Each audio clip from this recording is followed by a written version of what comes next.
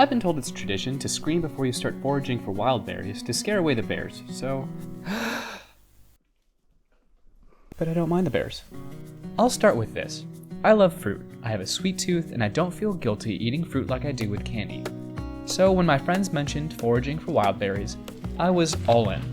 We got our scoops, boots, and buckets and headed to the forest.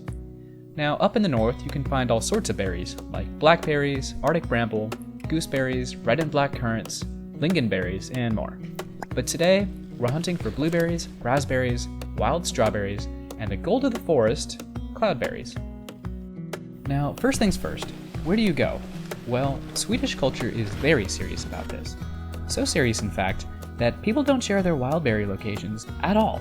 This is very private information, like your medical history, or where a pirate buried his treasure, or where a stepdad would hide his dirty magazines.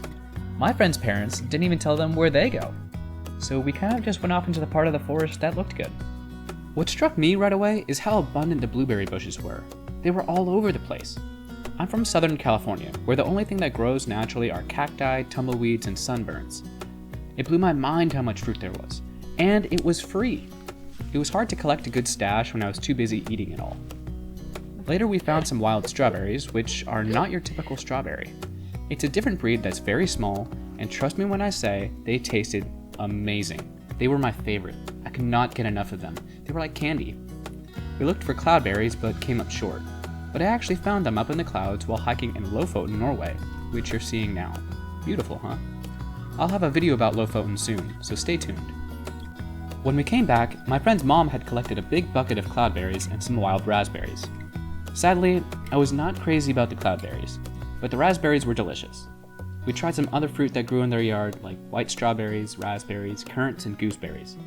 All great. I don't think they're... Oh my god. That ain't right. Okay, maybe not all great.